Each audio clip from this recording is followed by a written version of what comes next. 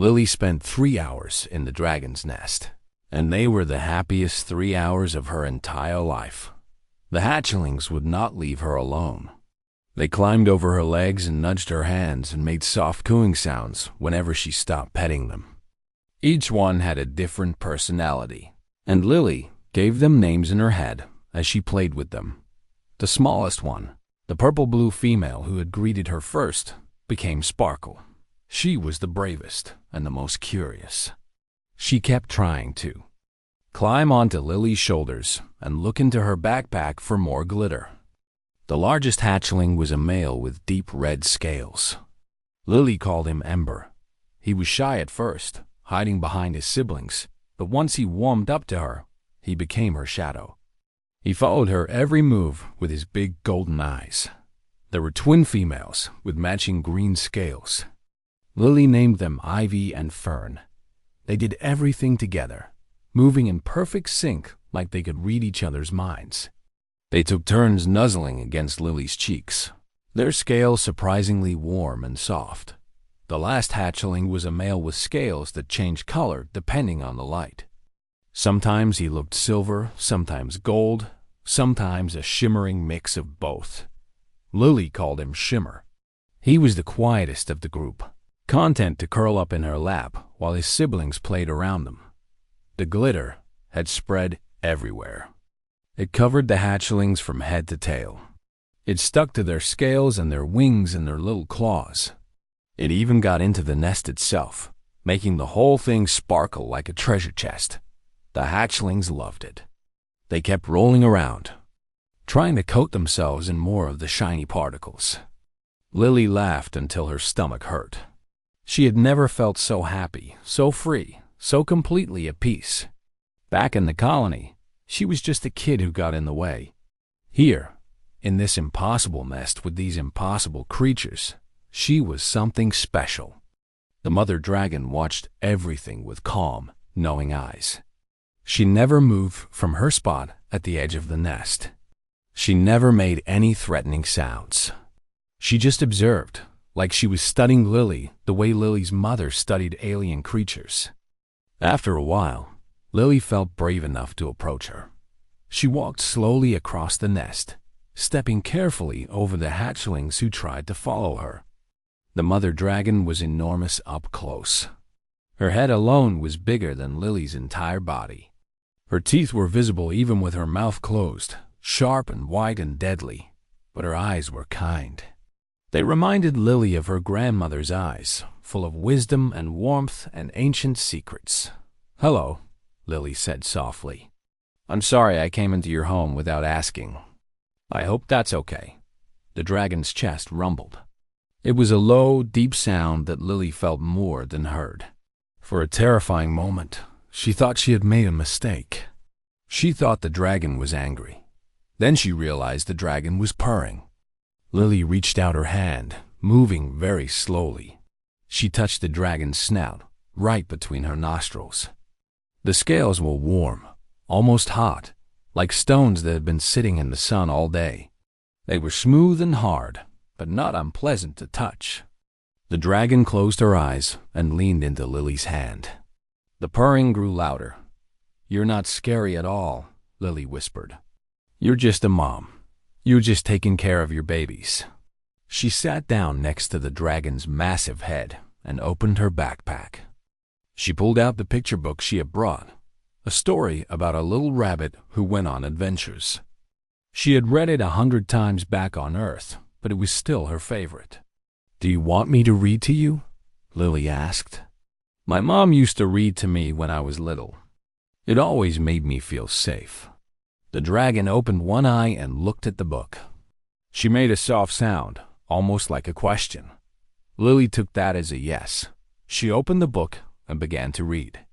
Her voice was small in the vastness of the clearing, but the dragon seemed to hear every word. The hatchlings gathered around her, settling into comfortable positions like they were getting ready for bed. Sparkle curled up against her right side. Ember lay down on her left. The twins nestled together at her feet. Shimmer stayed in her lap, his color-changing scales reflecting the pictures in the book. The mother dragon rested her massive head on the ground, just inches from Lily's knee. She listened to every word, her eyes half closed, her breathing slow and peaceful. Lily read the whole book twice. Then she told them stories from memory. Stories. Her father had told her about brave explorers and distant planets. Stories her mother had told her about wonderful creatures waiting to be discovered. Stories her grandmother had told her about magic and dragons and children who went on impossible adventures. The sun began to set. The sky turned orange and pink and purple, colors that matched the hatchling's scales. The air grew cooler. The sounds of the forest changed as day creatures went to sleep and night creatures woke up. Lily knew she had to go home. Her parents would be looking for her soon. They would be worried. They would be scared, but she didn't want to leave. She had never felt so happy, so accepted, so completely at home.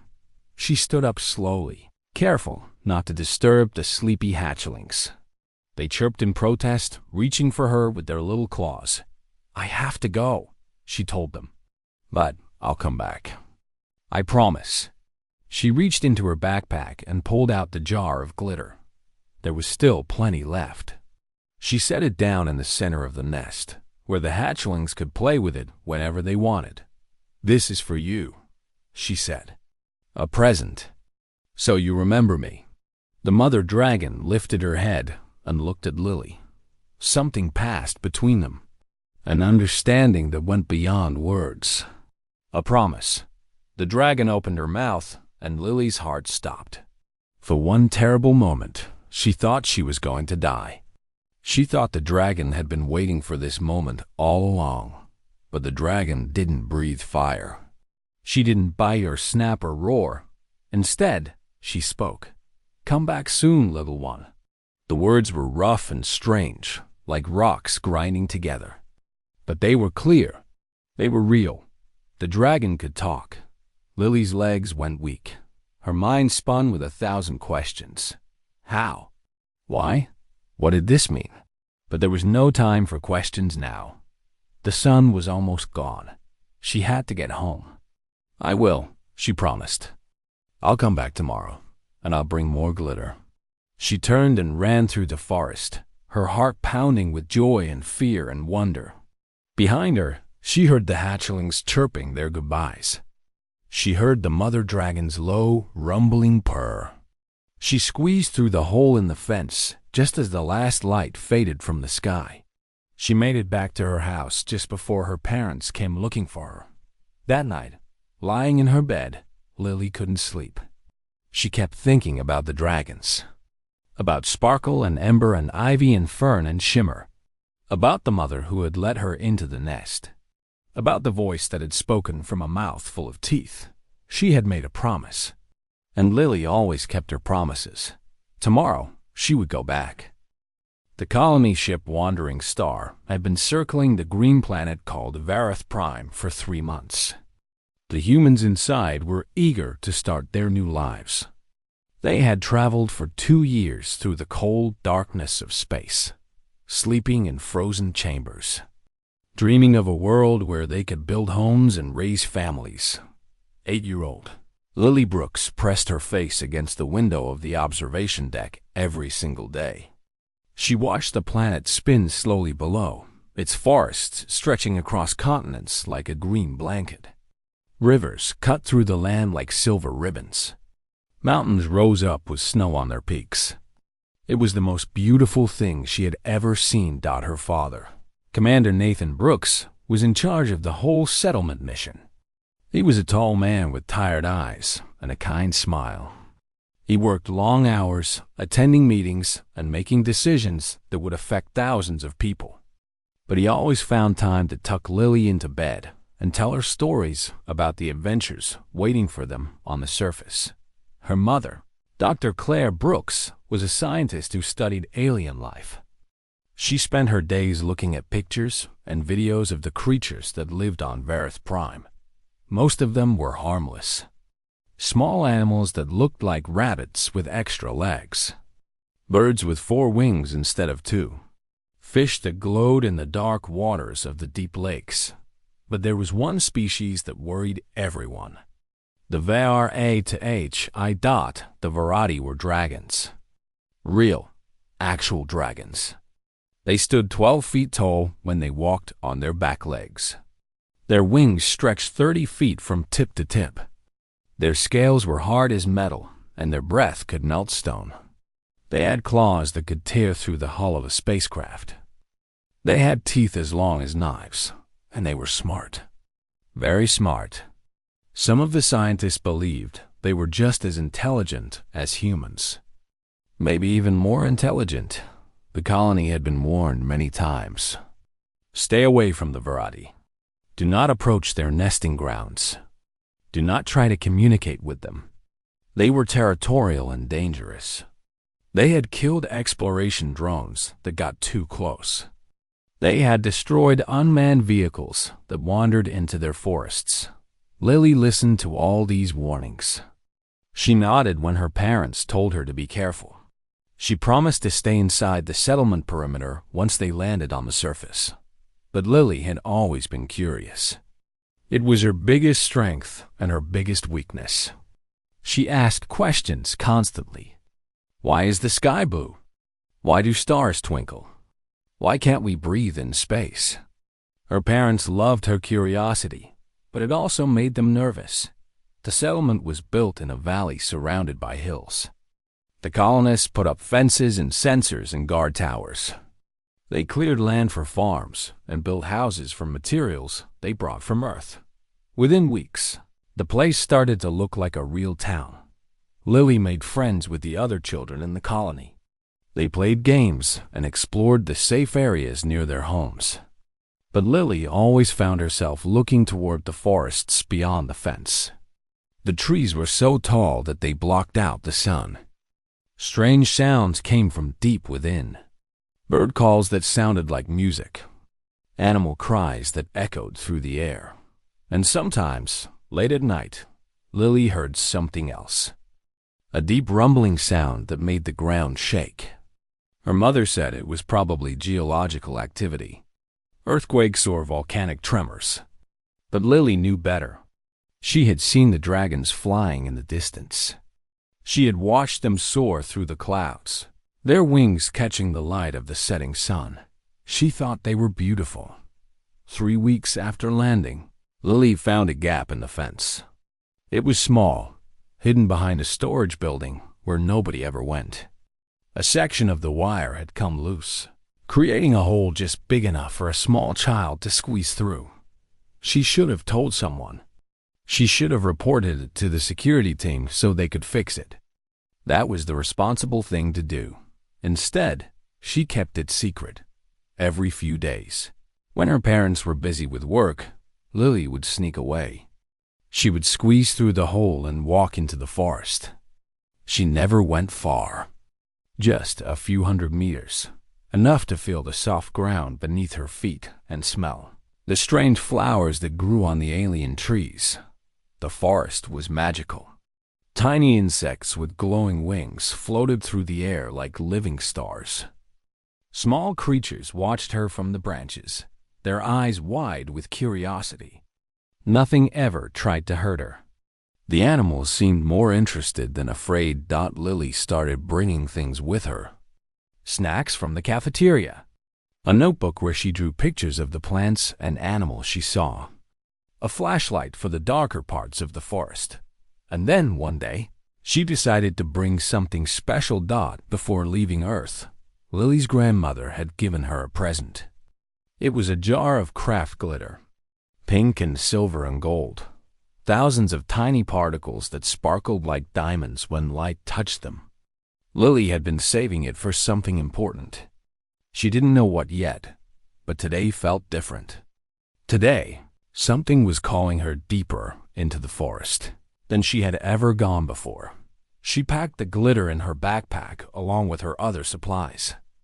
She squeezed through the hole in the fence and started walking. The trees grew thicker around her.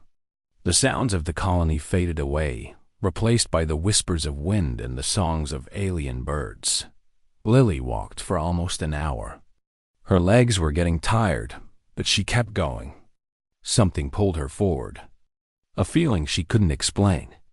Like the forest wanted to show her something, and then she smelled it.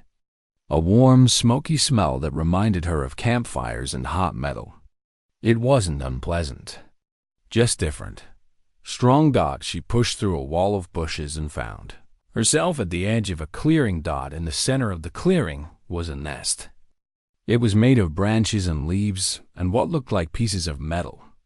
It was as big as her house back in the colony, and lying in the nest, surrounded by 5 small shapes, was the biggest creature Lily had ever seen.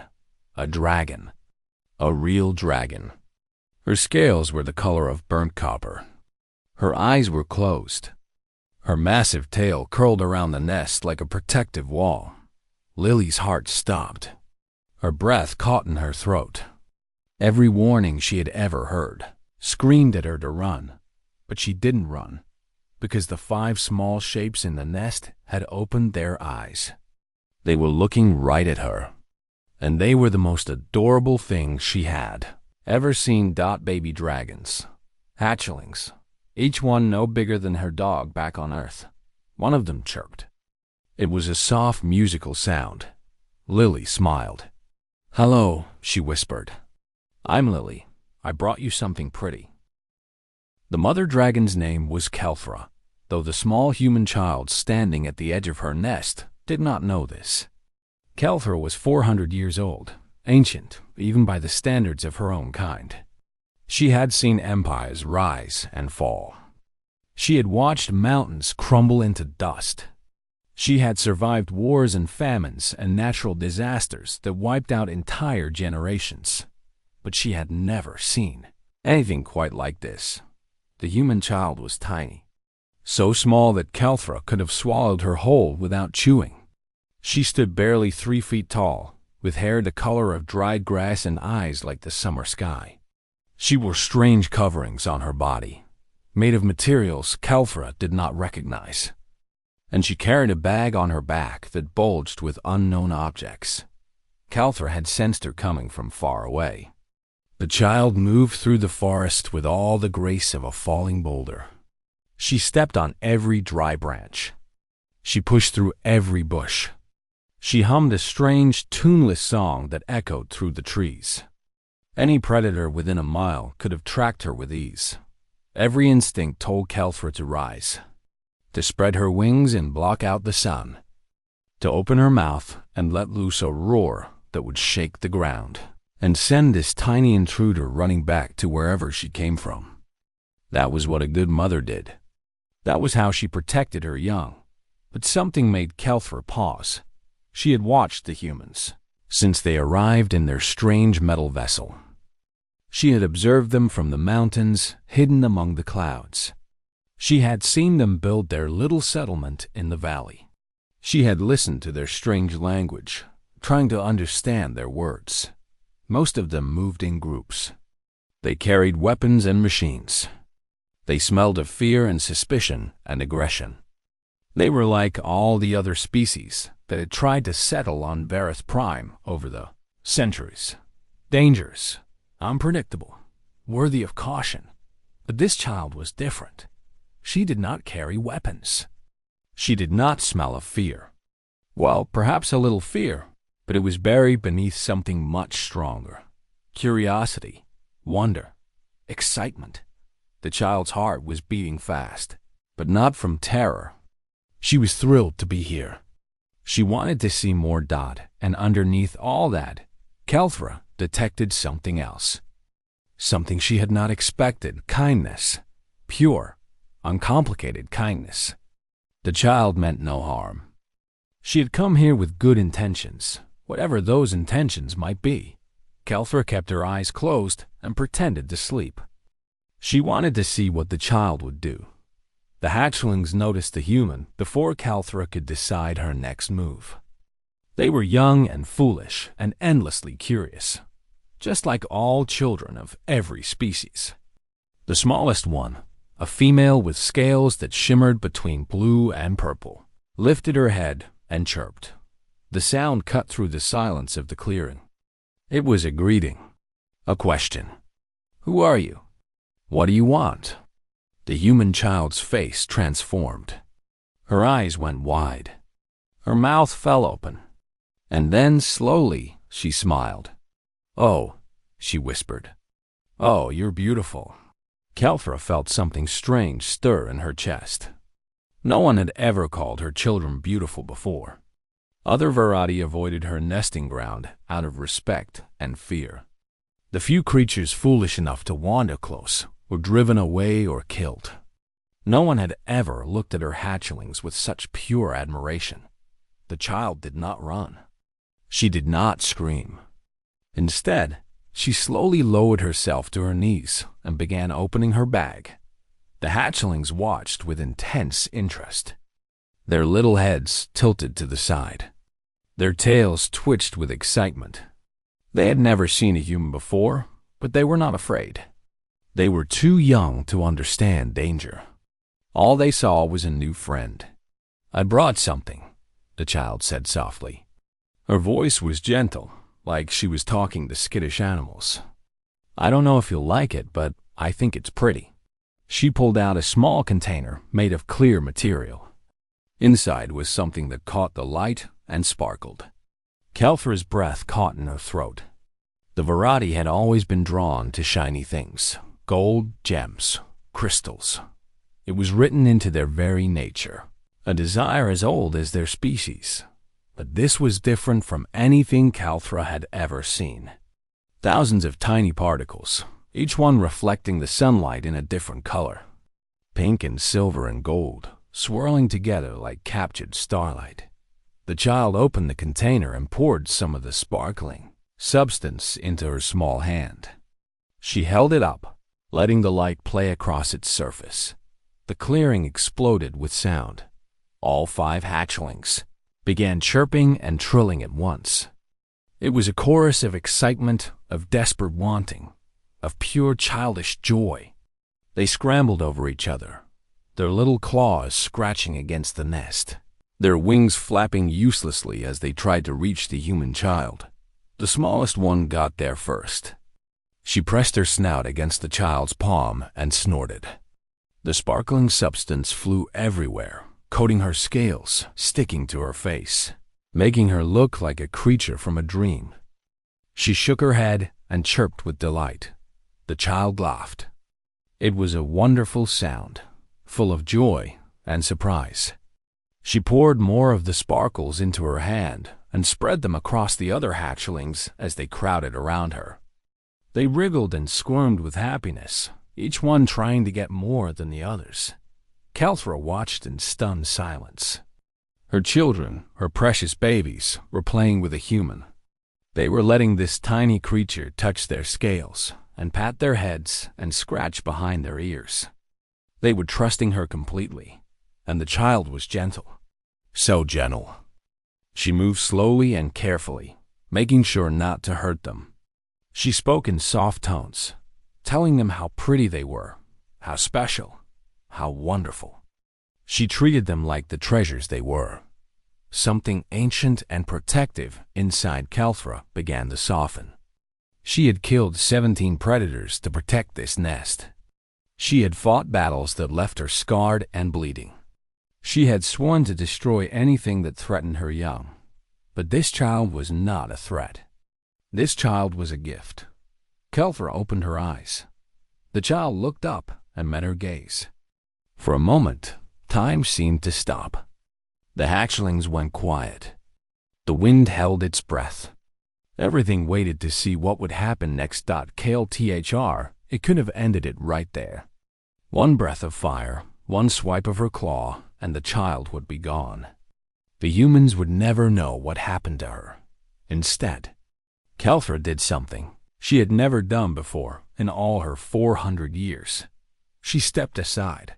She moved her massive body, creating an opening in the protective wall of her tail.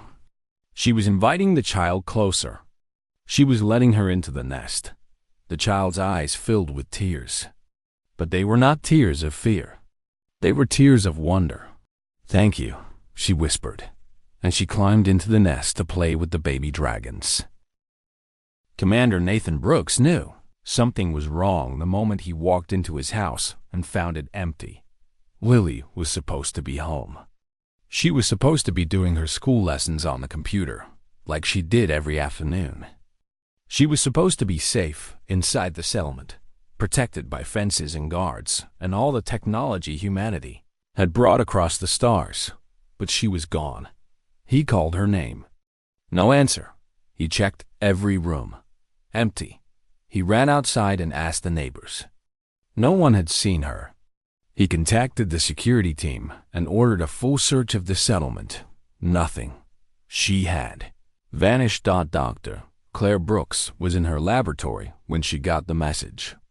She dropped everything and ran. Her heart was pounding so hard she could barely breathe.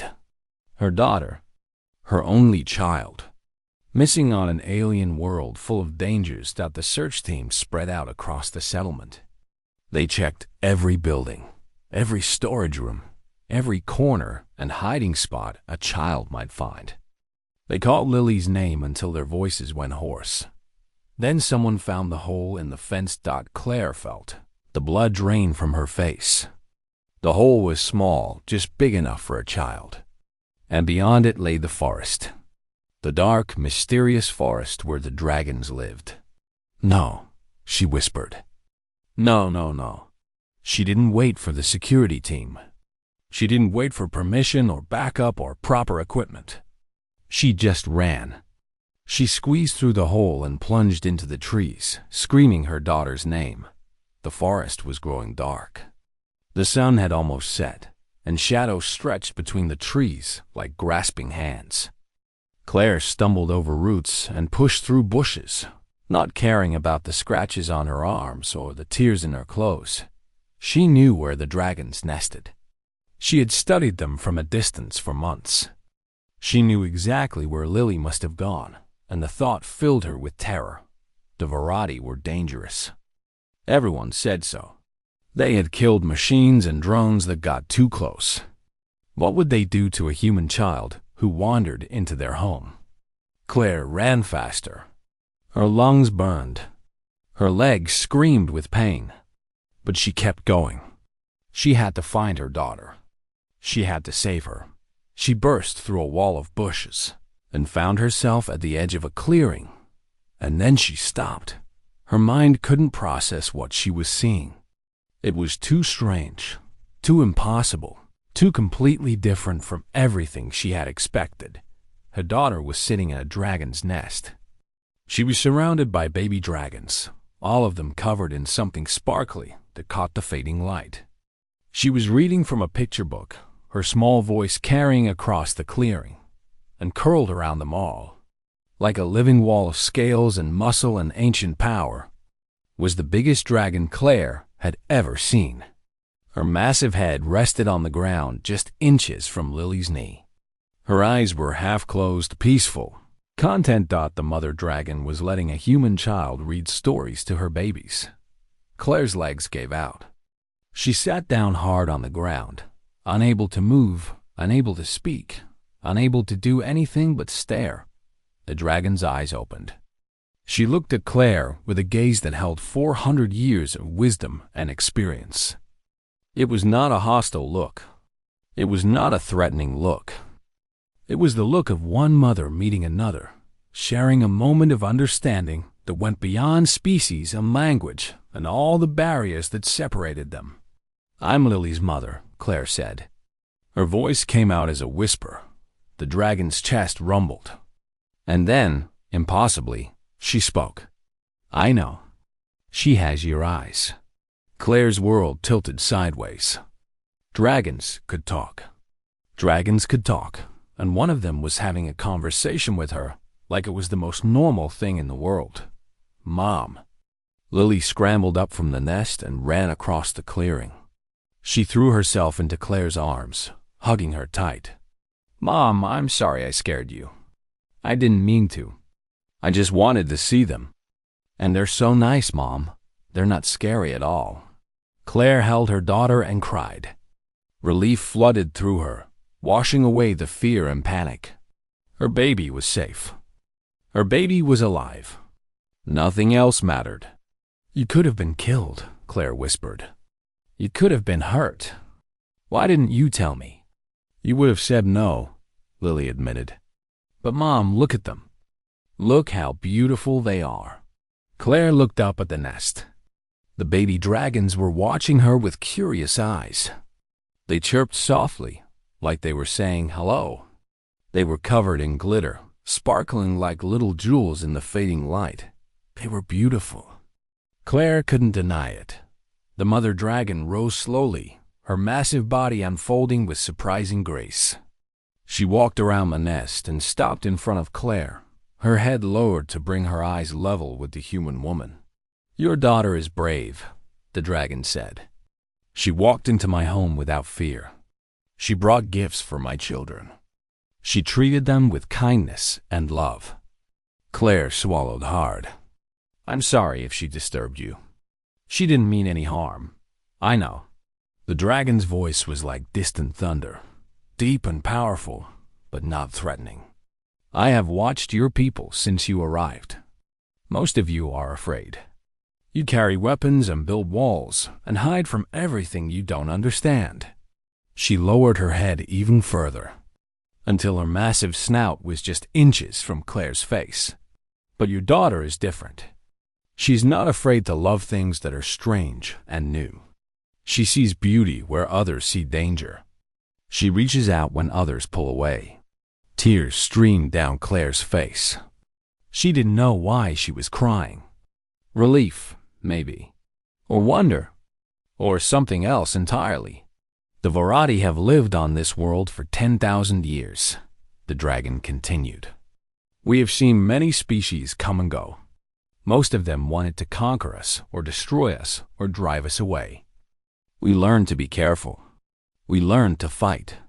She looked at Lily, who had climbed back into the nest to say goodbye to the hatchlings. But your daughter taught us something new today.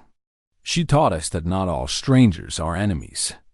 That some creatures come with open hearts and generous spirits.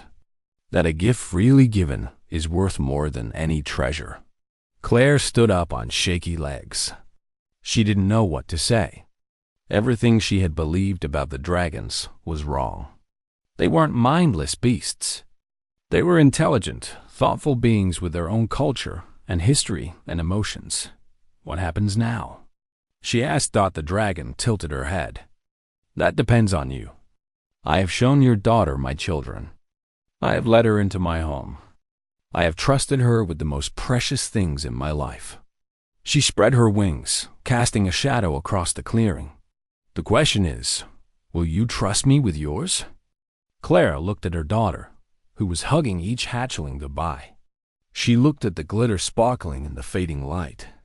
She looked at the mother dragon, whose eyes held no malice, no threat, only hope. She made her decision. Yes, she said. I will. The dragon's mouth curved into something that might have been a smile. Then let us talk. I believe our peoples have much to learn from each other. That night, Claire didn't bring Lily back to the settlement right away. Instead, she sat in a dragon's nest and listened to a 400-year-old creature talk about her world, her people, and her hopes for the future. And Lily fell asleep surrounded by baby dragons, her head resting on Sparkle's warm, glittering scales. The treaty between humanity and the Varati was signed 6 months. Later, in a ceremony that was broadcast across the galaxy, representatives from 17 different species watched in amazement as Commander Nathan Brooks shook hands with Kelthra, the ancient dragon mother who had become the leader of the Varati Diplomatic Council. It was an image that would be studied and discussed for centuries to come. A human and a dragon standing together as equals, promising to share a world in peace. But the real story was not about politicians and treaties. The real story was about a little girl and her dragon friends. Lily Brooks, now 9 years old, walked through the settlement with Sparkle perched on her shoulder. The little dragon had grown in the past 6 months, but she was still small enough to ride on her favorite human. Her scales had changed from blue-purple to a deep violet, and they sparkled constantly thanks to all the glitter Lily kept feeding her. The other colonists had gotten used to the sight. At first, they had been terrified. A dragon in the settlement, a dangerous predator walking among their children. But Sparkle had never hurt anyone. She just followed Lily around, chirping happily and begging for treats. The other hatchlings visited too. Ember had grown the fastest, already standing as tall as Lily's waist. He was still shy around most humans, but he trusted Lily completely. Ivy and Fern came together, always together, their matching green scales now streaked with patterns of gold. Shimmer had become the most beautiful of all, his color-changing scales cycling through every shade of the rainbow. ChildSci-Fi visited once a week. She would land outside the settlement fence, and the whole colony would come out to see her. She would talk with Claire about science and history and philosophy. She would give Commander Nathan advice on how to live in harmony with the land. She would tell stories to the children, tales of ancient times when the Virati ruled the skies, and she would always bring gifts for Lily, crystals from deep caves, flowers that grew only on the highest mountains, feathers from birds that no human had ever seen. Each gift was precious, a treasure given from one friend to another. The Galactic Council had been watching the situation with great interest. Humanity was a young species, barely 1,000 years into space travel. Most of the older races looked down on them. Humans were too aggressive, they said, too warlike, too dangerous to be trusted. But the treaty with the Virati changed everything. The dragons were respected throughout the galaxy. They were ancient and powerful and wise. No one had ever managed to make peace with them before. Species had tried for thousands of years, and all of them had failed. And yet, a little human girl with a jar of glitter had done what armies and diplomats could not. Dr. Claire Brooks published a paper about it. She called it the glitter hypothesis. Her theory was simple but revolutionary. Human children, she argued, might be the key to peaceful first contact with alien species.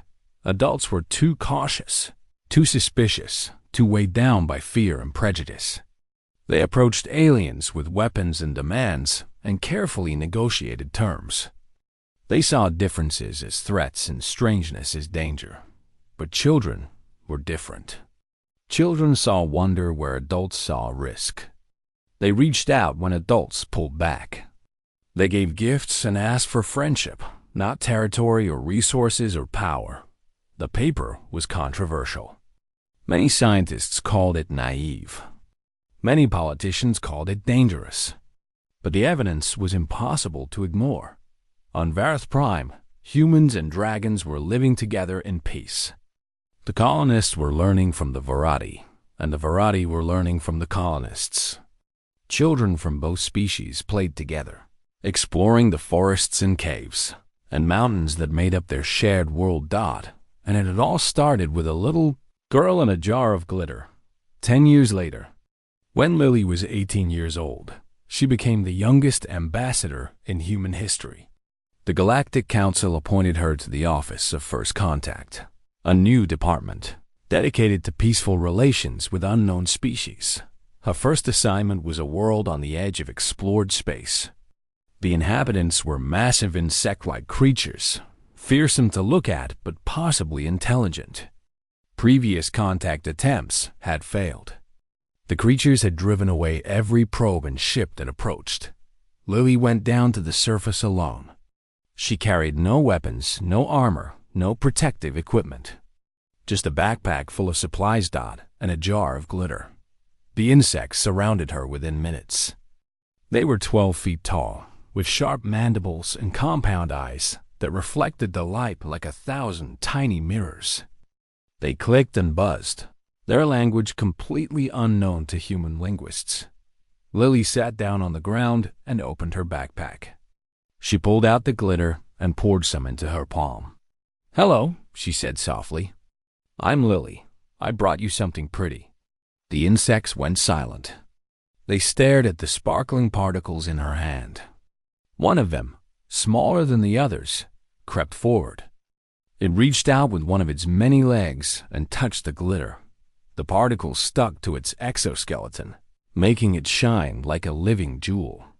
The creature made a sound that might have been surprise or delight. It turned to show the others. They gathered around, clicking excitedly, reaching for more. Lily laughed. It was the same laugh she had made in a dragon's nest 11 years ago, full of joy and wonder and love for all the strange, beautiful things in the universe. Within a year, humanity had signed its second interspecies treaty. Within 5 years, there were 12 more. Lily Brooks became legendary, the human who could befriend anyone, the woman who turned enemies into allies with nothing but kindness and glitter. But she never forgot where it all started. Once a year, she returned to Vareth Prime. She flew down to the clearing in the forest, the same clearing she had stumbled into as an 8-year-old girl. Kelthra would be waiting for her, older now but still strong, still wise, still beautiful. And beside Kelthra would be Sparkle, no longer a hatchling but a full-grown dragon with children of her own. Lily would sit in a nest, surrounded by 3 generations of dragons. She would tell them stories about the world she had visited, the species she had befriended, the adventures she had lived. She would bring gifts for the young ones, jars of glitter that made them squeal with delight, and Kelthra would watch with warm, knowing eyes, remembering the day a tiny human had walked into her nest and changed everything. "You know why I let you in, don't you?" Kelthra asked one day. Lily, now 30 years old, looked up at her oldest friend. "Because of the glitter?" "No." Kelthra shook her massive head. "The glitter caught my children's attention. But that is not why I stepped aside." "Then why?" The ancient dragon leaned down, her breath warm against Lily's face. "Because of your heart," she said. "I could feel it, even from across the clearing. You were afraid, but you loved more than you feared. You wanted to connect more than you wanted to protect yourself. You saw my children as treasures, not as monsters."